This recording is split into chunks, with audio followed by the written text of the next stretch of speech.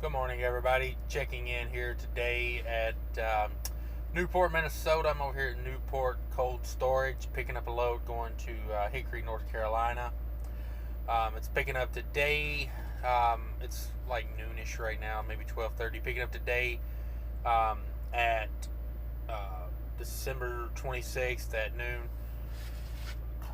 Been in the door now for probably, I don't know, 30 minutes or so. Still waiting on them to load it.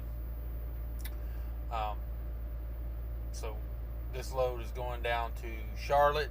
So I'll be checking in along the way on this load. I'm gonna be keeping the vlog a little bit more updated than I have. So everybody tune in. But this load is it's a load of frozen turkey. It's going down, like I said, to Hickory, North Carolina. It's 1,129 miles is what Google has it as. I may stretch it out a little bit more than that. I'm not sure that I'm going to take it through Chicago. I may go around Chicago just because I particularly don't care to go through Chicago. Oh, okay, there we go. There's the vibration. We're started loading now, so we'll see how long it takes. It's 12:47 right now, so I've been in this door for 45 minutes or so.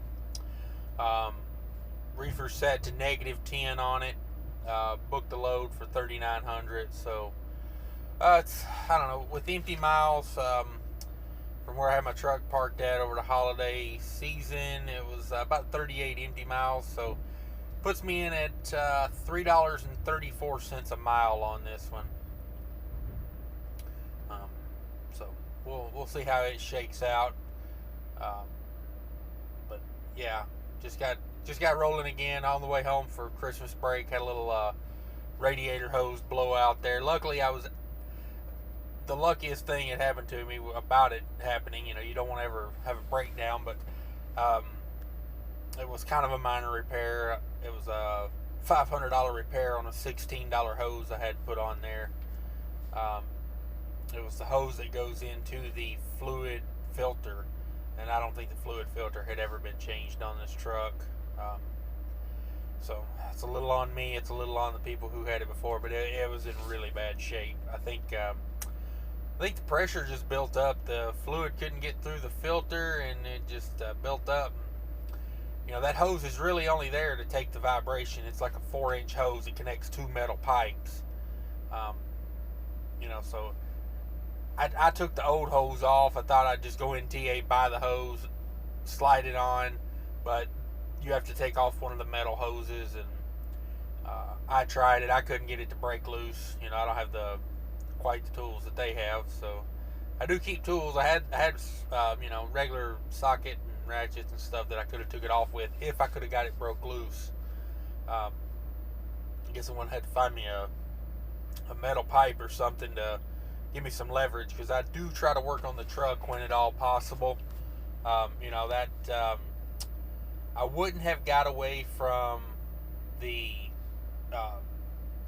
antifreeze. That was a big part of the $498, just say $500 repair. Would have had to still buy that. It was 11 gallons at $16, but if I could have got it off, I could have saved myself $225 in labor to take that metal hose off and put that rubber hose on there. Pretty simple fix if you can get to it. You know, they got a ladder. You know, they can climb up there and work on stuff a lot easier than I can. It's up on the very top front part of the engine. Anybody that knows what I'm talking about there, I got a DD15 here in the Freightliner. So anybody that knows what I'm talking about there, you know, it could have been a lot worse. I didn't have to get towed in, because I was like, literally, I'd scaled the truck at the TA in Hampshire, Illinois. I put it on the scale. I circled out of the lot, back into the lot, and as I was turning back into, you know, I was going to pull, it was like 4 o'clock in the morning, I was going to pull through a fuel pump and just run in and grab my scale ticket and get on, you know, with it, but just didn't work. Just did not work out like I thought it would. So, you know, stuff happens. Luckily, I still got home for Christmas. Didn't miss any of that. Had to reschedule my load, though. That was kind of a pain. with that breakdown, the breakdown altogether took about 5 to 6 hours to get the hose repaired. I'd give myself about a 2-hour window on that delivery. It was going to Walmart in Mankato, Minnesota. You cold storage guys, reefer trailer guys, probably know all too well about that.